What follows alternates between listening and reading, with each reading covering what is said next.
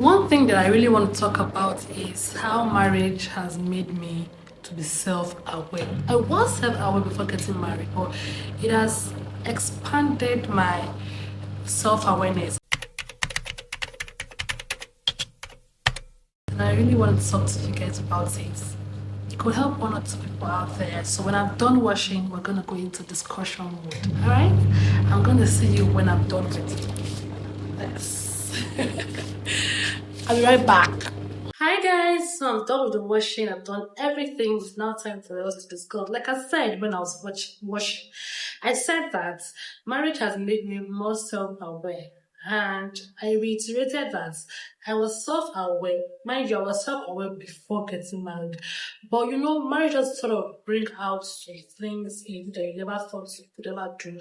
For instance, you are getting married to someone that has like a different background, different culture. You guys are coming together to live in the same space. You've not stayed with this person before. You are staying with this person for the first time in your life. Some small kind of things here and there.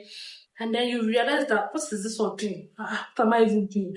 You get so marriage has taught me to know things about myself I didn't know that are in me, right? So he has taught me to learn and unlearn certain things about myself. The first one on the list is that I realized that my reaction to certain things are usually way bigger than the situation. Are usually way bigger than the actual situation.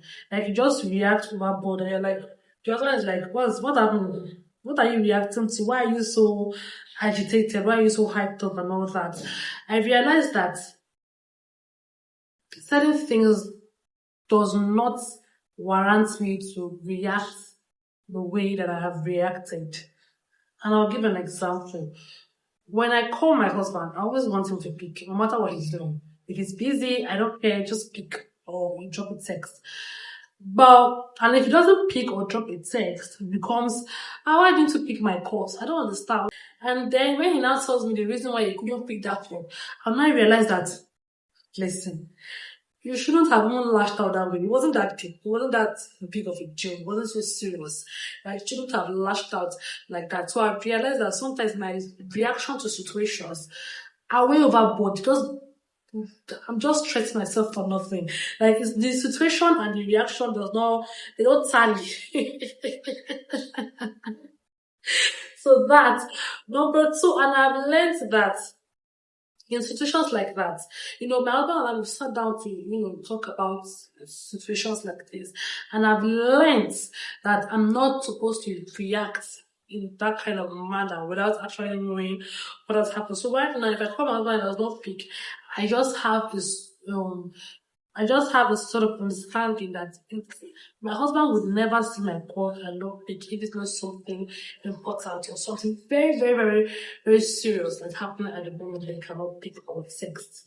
Right? So I've just understood that now and that. But two, I realized that I don't always communicate as clearly as I think I do, right? If you watch my videos, some of my videos on my channel, you will see where I've talked about countless times that I don't know how to confront situation. I just know how to ghost. If I'm upset with you, I probably would never, come to you about it or come to you and talk to you about it. I'll just ghost you, stop talking to you, and just, erase you from my mind, erase you from my heart at that particular point. Maybe later in future, I may revisit that, or I may not.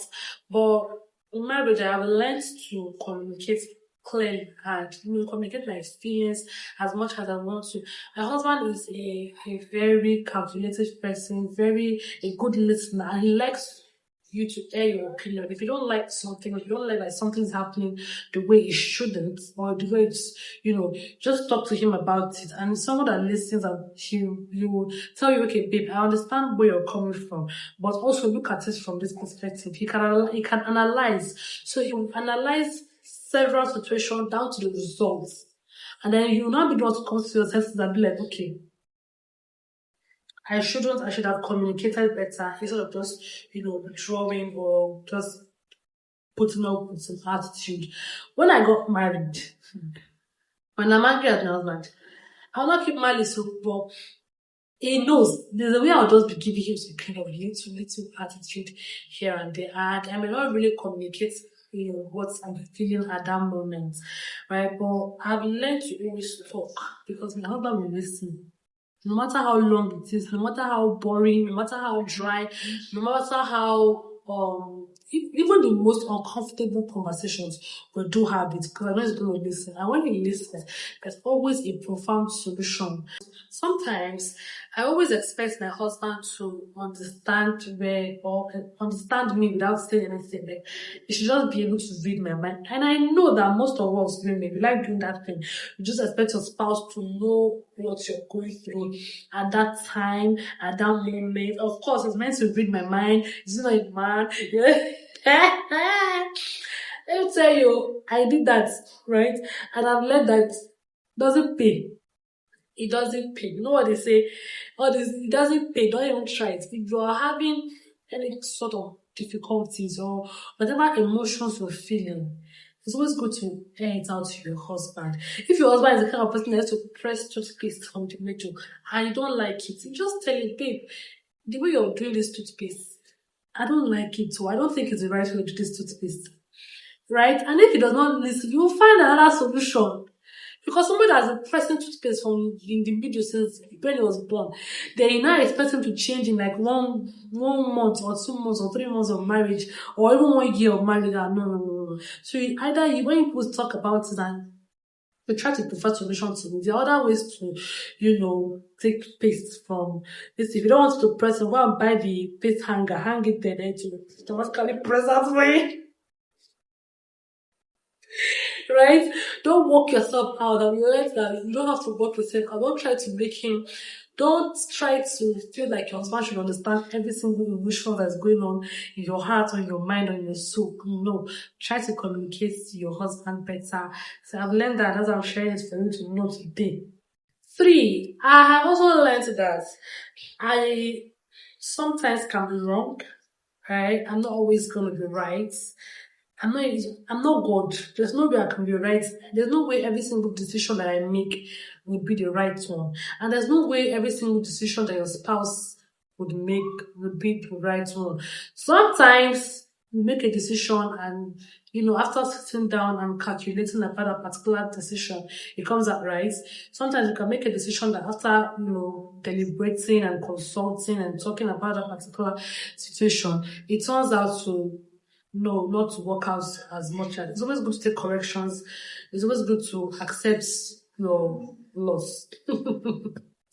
I've learned to unlearn certain bad behaviors in marriage, and these are the 4 things that I can share with you guys today. So one person or 2 persons can learn from it. I'm going to see you in my next video.